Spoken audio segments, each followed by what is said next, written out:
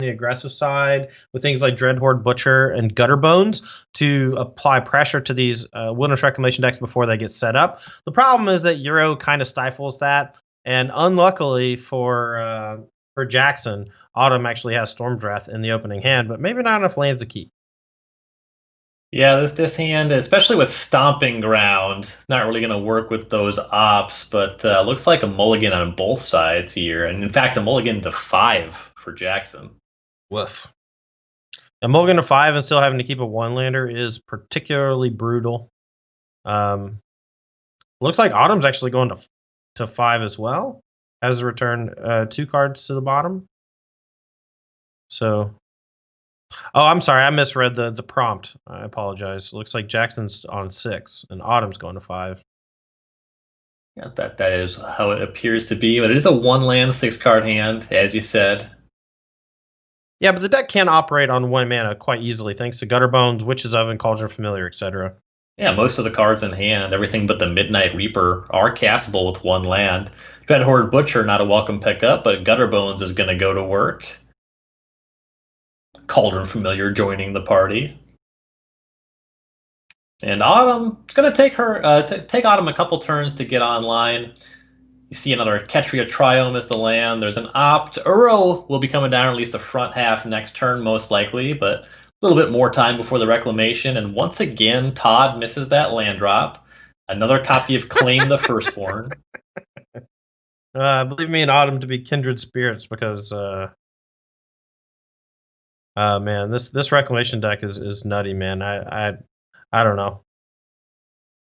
You were marking at the Ether Gust on top there. Yeah, I mean it's like one of those cards where like it's so good when it's good, but it's such trash when it's bad. It's just like having a main deck a sideboard card is just so weird. Yeah, we've seen a lot of really powerful color hosers lately. A lot of these cards kind of showing up in main decks at least as often as they show up in sideboards, and especially when we see just so much Growth Spiral, so much Uro. Ether Gust is going to show up in the main deck. Yeah, I mean, it's one of those like hit cards that can hit either or, but the fact that almost every single deck in the format plays one or the other means that it is rarely dead. It just so happens that Warzov Sacrifice deck is the reason why, you know.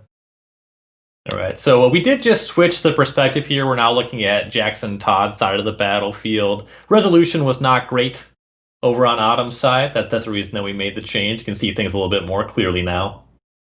Yeah, we can still kind of make out the cards in Autumn's hand on top, but we want the gameplay to be top-notch as far as visually appealing is concerned, so thanks for bearing Todd with us has on that. finally found that second land. Dreadhorde Butcher's going to work. Burchett's down to 12, but they have now gotten Wilderness Reclamation online.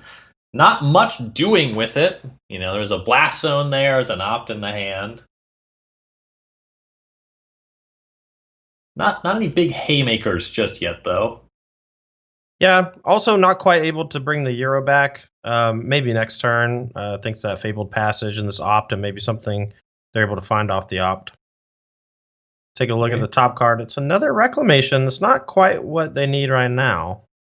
Yeah, still want something powerful to do with the mana from the first. Looks like Stomping Ground, unfortunately, found under it. Todd gets to do a little bit more work with that Witch's Oven, get another point in with that Cauldron Familiar. Life total is currently 18 to 12 in Todd's favor. All right, I know that you're supposed to say the last names. I'm really going to need you to call them Jackson. I actually really enjoy the fact that I know that your ears are kind of perking up every time I say it. You realize you've thrown me off twice now, right? Yeah. I don't know if you've caught that. Like I have been wamboozled twice now by you saying. This is how you learn. I'm throwing you into the fire. Blast Zone goes off. Gutter Bones gone. Cauldron Familiar jumps right back. Witch's Oven, more importantly, taken care of by the Blast Zone. Yeah, pretty cool little use of Blast Zone there, being able to activate it and then untap it with Wilderness Reclamation. Lets you kind of like set where you want to destroy quickly. But luckily for Autumn, they were able to blast on away all the ones at Witch's Oven. Obviously very problematic for them. Right. Dreadhorde Butcher still going to work. Third land for Todd was Fabled Passage, so Midnight Reaper can't come online just yet. We'll see if Burchett can fire off Uro on this turn. We have a Fabled Passage being sacrificed. Not enough cards for the one to escape from the graveyard, but there's one in hand to do some work, gain some life. Down to 8 already is Burchett. Yeah, but even if that Euro comes back from the graveyard, this claim to firstborn and even back-to-back claim to firstborns should be enough to seal the deal, because that 3 life gain is not nearly enough to stifle the 6 damage on the swing back. I think that gain 3, take 6 is a bad swing. It's a very good point. Yeah. Next turn, I expect if a land is drawn, for Autumn to just play Midnight Reaper and Gutter Bones just to get max pressure down. And even if Jackson does get hit with a Wrath effect or something like that, the Midnight Reaper should recoup all those lost cards. At some point, you might even see Todd use Claim the Firstborn to just haste something up on his side and attack. That's certainly true. There's actually a cool little mini combo you can do with 1 extra land. Phenar's in his cast, claim the firstborn, give it haste, and then 1 tap, sack the Dreadhorde Butcher to look for a 0 casting cost creature to deal extra damage with its triggered ability. Ooh. It will be nice. Here is the Reaper pre-combat. Dreadhorde Butcher is going to walk into a 4/4 Shark token. Maybe some signs of relief for Burchett here. Butcher can either go upstairs for 3 or finish off the Shark. Go upstairs. Go upstairs. We got so many claim the firstborns just hanging out. Yeah, that is the play. Burchett down to 7. I actually think playing the mountain there was a slight misstep from Jackson. If you notice, it actually pauses after you play it, so it gives you priority to play your claim the firstborn. And I think that Autumn is a heads up enough player to see that. I don't know that Autumn can really do anything about it because their hand is just 4 lands now. Mm-hmm.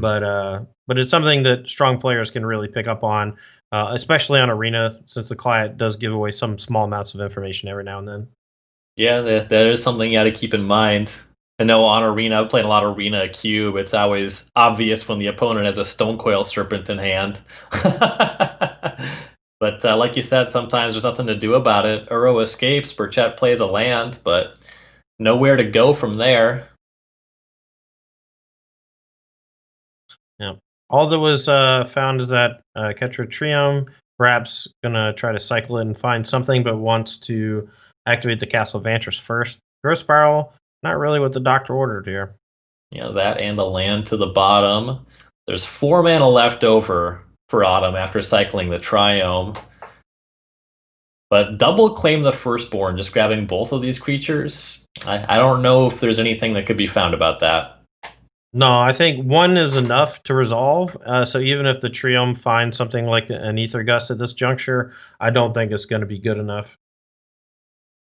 Right, here's the first claim on the Uro. Burchett will respond by cycling the Triome. I guess if Autumn does find something here, it's not quite lethal. Would you say that Catch Your Triumph is something? It is a redraw, but that redraw has to be a 1 mana thing because of the mana restrictions here and how expensive it is to cycle. So, and here is the second claim, this time on the Shark. Mommy Shark, doot doot doot doot. And here is the attack. It's for 14. Burchett's at 10. Here's another cycle with Triome, but Breeding Pool off the top, that won't do anything. Jackson Todd, despite missing a second land drop for quite some time, pulls off the first win here. Yeah, just a really strong showing from the deck, especially in game 1. Got max value out of Claim the Firstborn, which is not usually all that great in the matchup because there aren't a ton of creatures. But when you do get to take one of those big sharks from Shark Typhoon or the Euro after it's escaped, you can do some serious damage to your opponent. It's like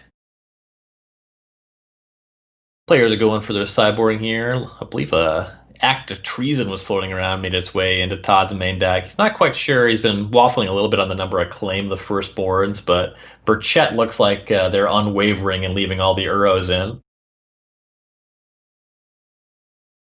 Yeah, I mean, I think even though Euro can get stolen and sacrificed and hit you for a little bit, it's one of those cards where, like, if you escape it and you're still at 20, the game is usually over. It doesn't matter how many times they steal it or whatever. You're seeing Jackson kind of thumb over the Scorching Dragonfire as a way to exile it, but it just doesn't quite do what he needs it to do, which is problematic. Right. See 3 Rotting Regisaurs. Those are coming in. That one you can't Ether Gust. You can't Scorching Dragonfire.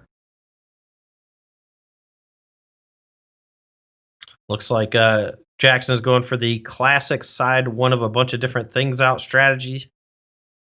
Doesn't really know what to cut. So 1 Gutter Bones, 1 Cauldron Familiar is it.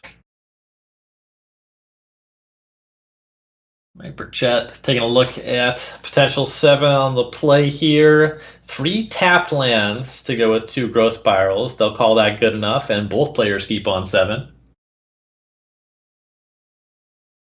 Burchett opens up on a Triome. A Temple of Malice will be where Todd will start. Scries a Stomping Ground to the top. So this time, both players going to be making their land drops. Big draw for Burchett. Shocks for a Breeding Pool. That means Growth Spiral's coming down on time. We'll see how quickly Todd can start his offense.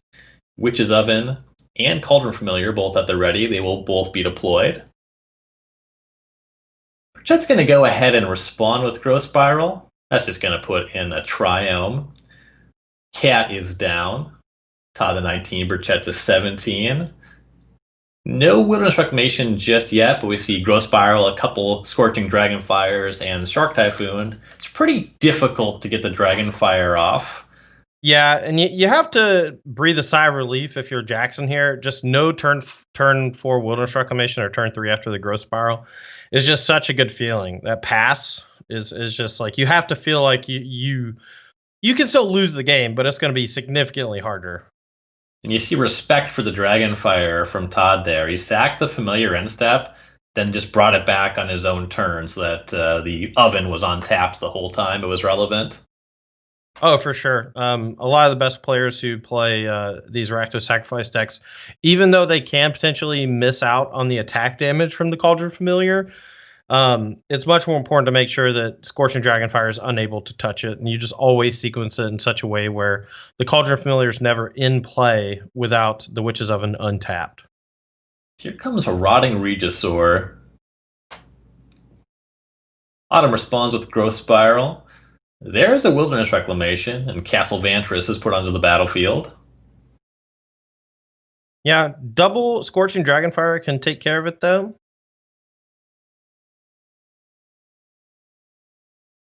I think Autumn's just considering using the Shark Typhoon here for 1, just to kind of cycle. And since their next turn is likely going to be eaten up by double Dragonfire Wilderness Reclamation, I think this is a fine cycle. Obviously, it feels bad, but you get that chump blocker in case worst case scenario happens.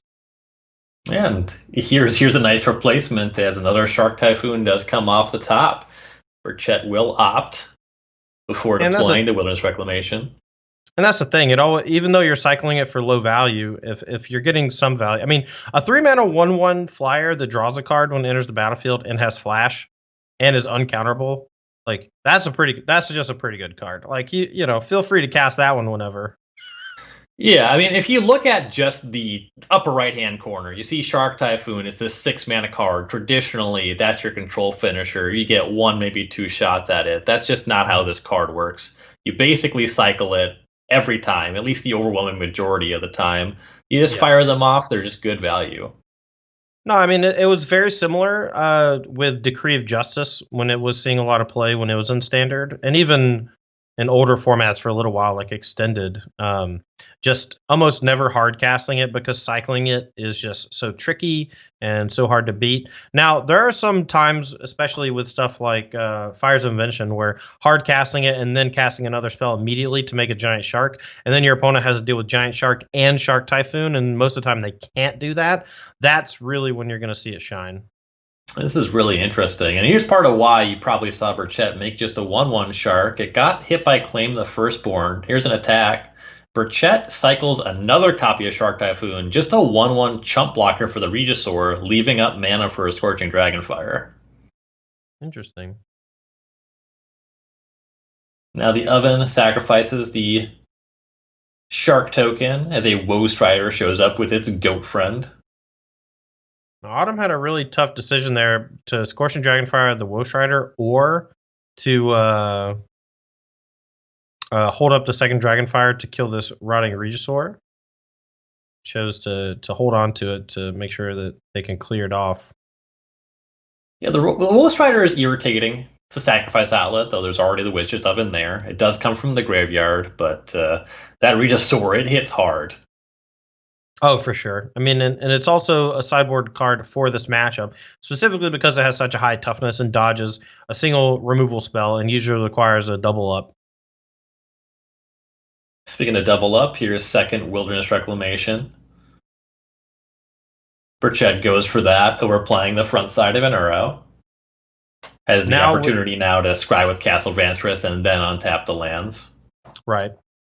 Now with the Woe Strider on the battlefield, though, I feel like Jackson is going to feel comfortable enough to bring back the Cauldron Familiar. It's going to expose it to double Scorching Dragonfire because the first one can target the Woe Strider and then the second one can target the Cauldron Familiar.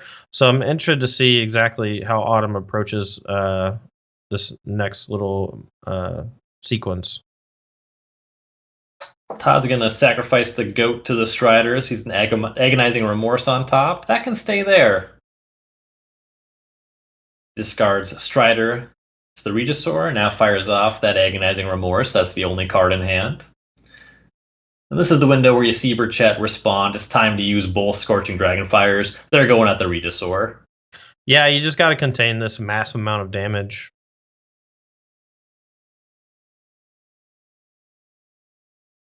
And they're going to take one of these Euros.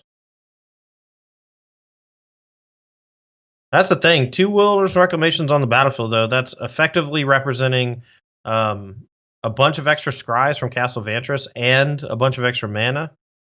So we could see a huge turn here from Autumn if they're able to find something like an Expansion Explosion off the Euro or the cycle of the Shark Typhoon. You might see a huge Shark. We'll see exactly how Burchett wants to play that one. We've already seen 2 copies of Claim the Firstborn, right? Or at least one. It was one, I believe. Yeah, and I think it was one. There are no cards in hand and no manipulation, though. Yeah, so the Regisaur did just get exiled. I saw Todd not use either sacrifice effect on that. Ooh, and here is a scry into Expansion Explosion. That's a heater. I want to save that one next turn for lethal, though. Burchett has protected their life total pretty effectively. Still at 15 here. Right. 14 in a second. Cauldron Familiar comes back. There's kind of a cool interaction. Todd has been stockpiling some food tokens, so the Woe Strider can sacrifice the cat, and then the food token can bring it back. You don't need to use the oven every time. That's really cool. I didn't even think about that. You can tell how little I actually play with this Rakdos Sacrifice deck. That Woe Strider almost never survives when I'm playing. That is one that you like to remove on site. Oh, for sure. Especially with exile stuff like Scorching Dragonfire. You see some cards going to the bottom here for Jackson Todd. Mountain, no good. Most of the creatures in the deck, no good. Noxious Grasp off the top. Not very good against Shark Token. That's true. It is blue. The Shark Typhoon's only going to be for 4, but that is certainly big enough to eat the Woe Strider.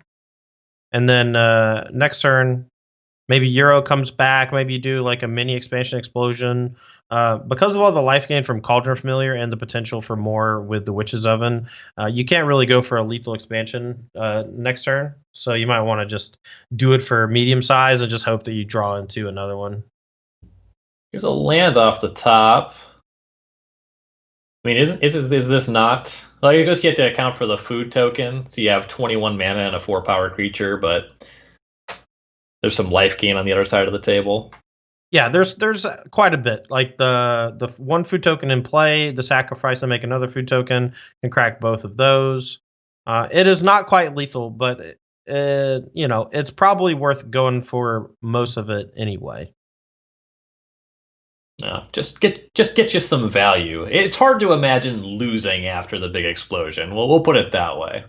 Right. Which is why I suggested perhaps going Euro first, and I believe Autumn is doing exactly that. Because you can't do exactly lethal, it's better to go ahead and just establish a more firm foothold on the battlefield. Now, the Noxious Grass will kill it in response, but that's not too unfortunate. Can't replay this turn, but still traded 1 for 2 or whatever. Right. Burchett still pads the life total a little bit. You don't care about Todd gaining the life. Right. Opt is picked up. That'll put a stomping ground on the bottom. Now, Burchett may also choose to not attack and not Expansion Explosion. The Shark stayed home, but I do think, well, maybe it's just Castle Vantress's, but it's looking like a big explosion to me. Sure, maybe it's big explosion plus look for Brazen Borrower or some sort of piece of interaction, like another Scorching Dragonfire or 2. Maybe some sort of counterspell. It's a pretty big explosion. It's pretty big. It's for 10.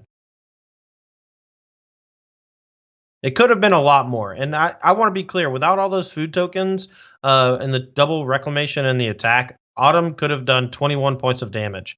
But it was just slightly short of being lethal. And because of that, Autumn chose a much more conservative route by bringing back the Euro, getting an extra land drop off of that. Just developing their board state a little bit more each time. Shark is staying home. Burchett is discarding the hand size. Let's see if Jackson Todd can deal 14 damage. Finds a land, can start escaping Woe Striders. That's a start. So facing down a lot of cards in hand now.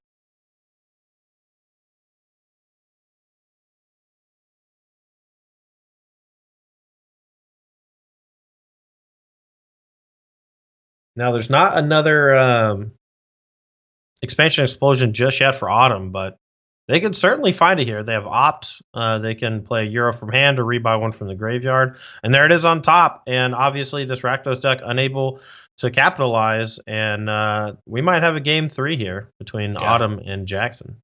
The explosion was not there. It is now. Burchett's just going to maximize game actions here. Uro will escape. Love maximizing game actions. In paper, you might tip the hand here, but why not run up the clock on the arena client? Or the score, rather. Yeah, you conflated the two idioms. Burchett is just really moving the chains here. Yeah, Burchett really touchdowning in the goalpost, dude.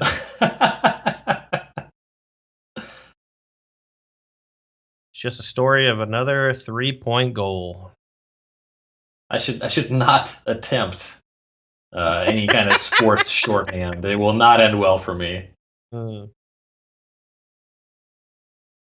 course, this is all for naught. Now, Jackson doesn't know that there is an Expansion Explosion on the other side of things. I mean, after all, Autumn did just bring back the Euro. If there was already an expansion, Autumn likely would have already moved to instep and done the Expansion Explosion for 1,000.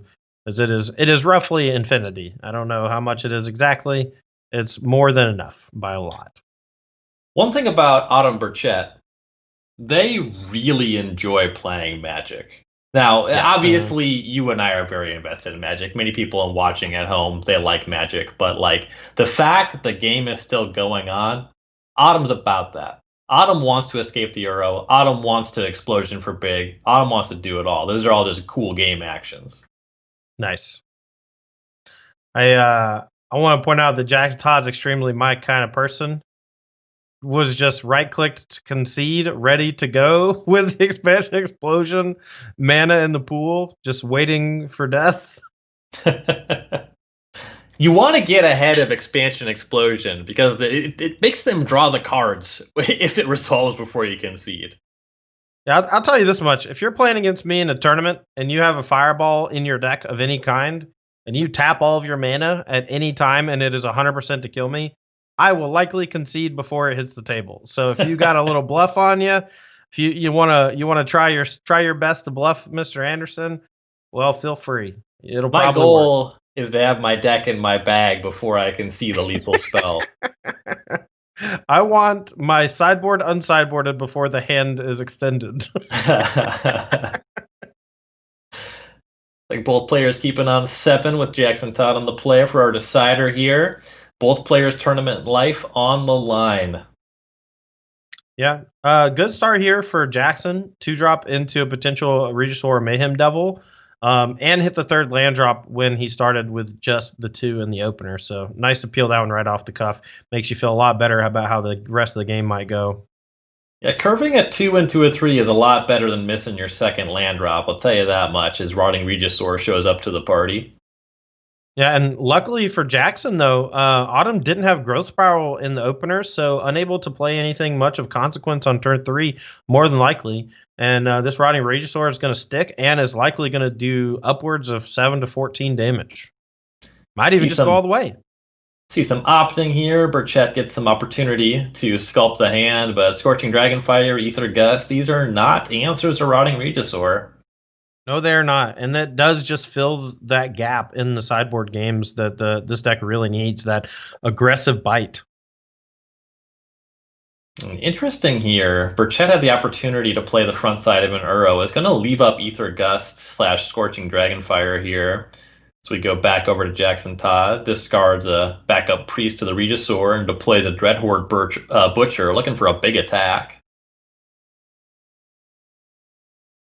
Leaves the Priest Forgotten Gods at home, comes in for 8.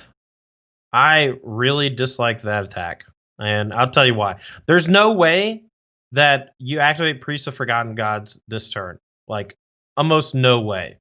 And what is the worst thing that can come down? And you're like missing out on a free point with the Priest of Forgotten Gods. Yeah, there's a cycle. A Sharknado token comes and chump blocks Rotting Regisaur. But yeah, the Priest of Forgotten Gods not looking to be productive this turn.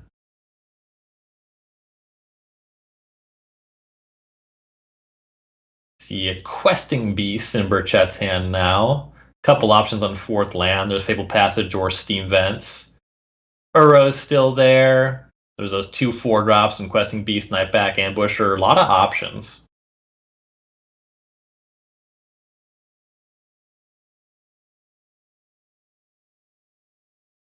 I'm really curious to see how Autumn navigates the rest of this game. Fabled Passage is land number 4. With the Growth Spiral, there's kind of 3 different 2-mana spells that are all kind of dopey in Autumn's hand. Uro could let you do that and then have one of them. I don't know. Everything seems so contingent on what happens next.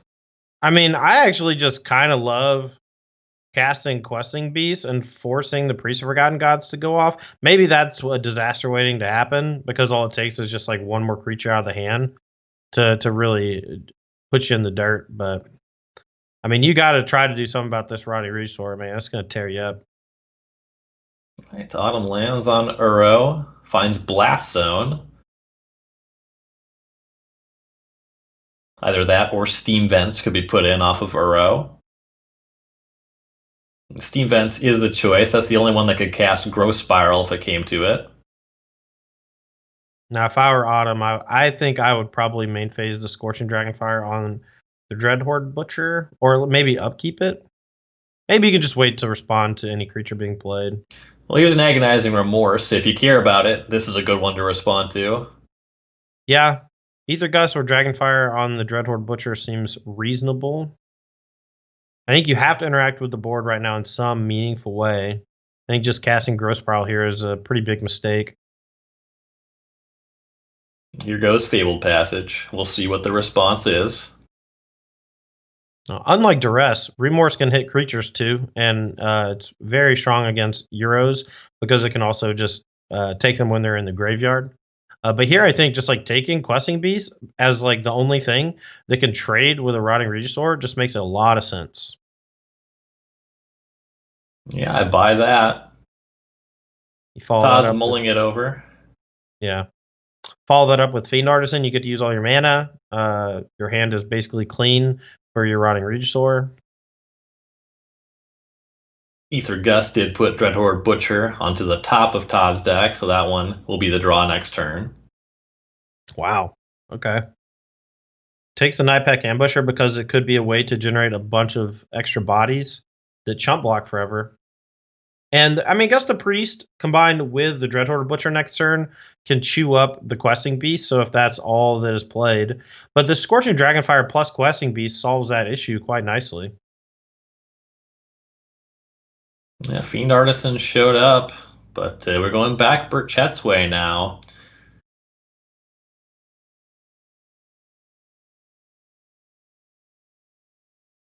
Burchett looking at casting Scorching Dragonfire. It's kind of interesting. You could go for the Priest Forgotten Gods itself, or you could go for the Fiend Artisan. That means the Priest has to sacrifice the Regisaur. Yeah, and with perfect information and no cards in hand, I feel like this is a fine play because the Fiend Artisan is only going to get bigger and it's only going to get more annoying. But if you deal with the Priest of Forgotten Gods, you handle a problem before it actually starts getting problematic. Not next turn, but the turn after, perhaps. Burchett maybe by that point on the Artisan. Yeah. Tagging the Artisan with a Scorched Dragonfire makes a lot of sense. And now you have to wonder if you're Jackson, like how many points of damage did you actually miss with this Priest of Forgotten Gods? That's at least 2 attacks now that haven't gone through that were not really that vulnerable to Shark Typhoon, like ever. I feel like there's perhaps just a lot of lost value there. I mean, Burchett's going up to 15. I don't know if a couple 3 points is a real question here, so much as maybe a card that's not Priest Forgotten Guards in the sideboard plan could have been more impactful. Sure. Here comes the Dreadhorde Butcher. Todd's going to think about things pre-combat. I mean, the way the Autumn navigated this game, it was very, very strongly. Like, I think that there's not a whole lot Jackson could have done differently to give himself a chance to actually win the game. The Regisaur slowly chewed his hand away, but it was one of the easiest ways for him to potentially steal the game on the play. But unfortunately for them, though, this Euro is just extremely problematic. Yeah, navigation from Mythic Champion Autumn Burchett has been very smooth this game. They have had a ton of options kind of at every point starting from turn 2. Mm-hmm. You see Rotting Regisaur and Dreadhorde Butcher attacking into Uro. Imagine Burchett kind of doing math on how quickly cards in the graveyard fill up to escape Uro another time. I'm kind of just down to block the Dreadhorde Butcher. You can take 7, you go to 8. That's gonna leave it's gonna leave Jackson in top deck mode to find another creature. And if another creature doesn't show up or an answer to the Euro doesn't show up, that is a disaster. Like a block on the Dreadhorde Butcher might actually force Jackson to activate the Priest of Forgotten Gods right now, which ultimately deals 0 damage. Burchett jumps in front of the Butcher. Regisaur connects. The trigger puts Burchett to 7, but Uro is going to turn that number around fairly quickly. And as we were talking about before, Questing Beast is just a vigilant, death-touching, hasting attacker. The Regisaur is not really a problem anymore. Yeah, I feel like this attack for 10 is also a pretty big deal. Yeah, half of your opponent's life total. That's a solid attack. Yeah. I mean, things just turn around so quickly with this Team of Reclamation deck because so many cards are powerful. They're just really mana hungry, right? And so when you have the mana, thanks to Wilderness Reclamation or just Growth Spiraling and Euroing, it's like a self-fulfilling prophecy. Your cards all just become turbo powered as the game goes. Burchett fire off an opt. There's another Uro there. That's getting scried to the bottom. Island shows up to join a couple of Growth Spirals. Not much else to be doing, but Burchett in a pretty commanding position on the battlefield.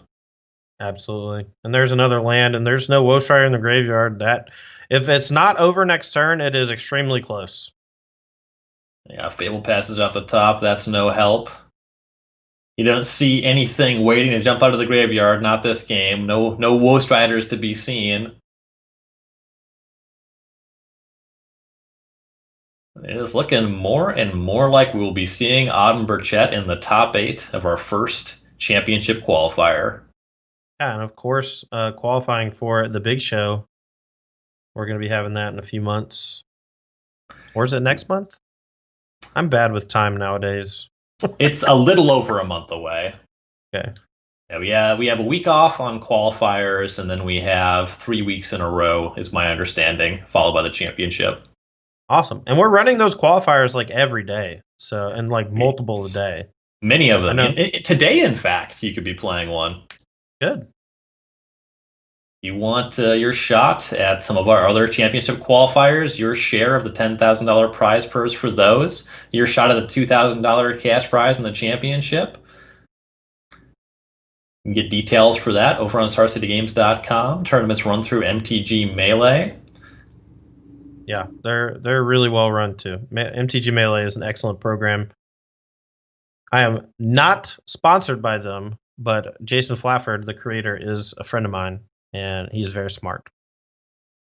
Uro making things even closer to over. Burchett is attacking Todd down to 3. Some card draw here, another Uro, and there is Explosion. It can't be cast just yet. Odds were long before that card does just end the game. Claim the firstborn off the top. With life totals a bit different, that could be a big draw, but there's no second creature for the priest is kind of the big deal. If the Uro draws one. Yeah, the Uro can attack and draw a creature, and then the priest can sack the Uro and the other creature and draw into Agonizing Remorse. I think Autumn is contemplating the expansion on the Claim the Firstborn to steal the priest in response. Because if that happens, then Autumn can't lose the Uro, but it can just be unshackled from the graveyard. And that's the Witch's Oven. That should be... Witch's Oven will not do it. Todd deploys it. Everything is face up as we're about to head back Autumn Burchett's way. They'll cast a Growth Spiral. Storm's Wrath, that's whatever. The Uro and the Explosion, all Autumn needs. Well, the Witch's Oven does give extra food tokens, but not enough mana to use them. 9 life is what we're sitting at here, and 1 Expansion Explosion is not quite enough. So we might just play a couple more turns. That was one of the better sequences Jackson could have to maybe find a way to claw back into the game. Burchett was at the ready to escape the Uro again, so Todd is going to need some nice peels from here and does not have much time. Well, or you're just dead. That Uro, it draws a card, doesn't it? Sure does. Wilderness Reclamation. Here's 3 floating and a whole bunch of lands on tapping. Was that 11 of them? Yeah, it's either just enough or 1 over. I couldn't tell quickly enough. I stopped counting when it was. My estimation is 1 over. I'm going with 1 over. All right, let's see it. Autumn Expansion Explosion for 10. That'll do it. Autumn Burchett cashing their ticket to the top 8 here at the inaugural championship qualifier here on the SCG Tour Online. That means a 6-1 record. That means 100 SCG points.